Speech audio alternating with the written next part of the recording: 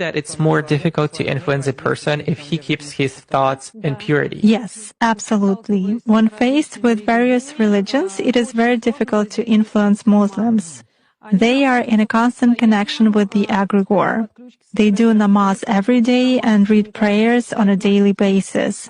They are constantly under some kind of a dome, so it is very difficult to influence them. When you start impacting a person, he begins to address in a prayer. Indeed, many of them are very different from those who come to church only when everything is bad in their life. They come to pray and then for 5 years they forget about God, some canons, and so on. Muslims, as a rule, passionately believe and passionately give energy to their egregore, and this egregore protects them very well. That's why it is very difficult to work to make any kind of influence on a true Muslim believer.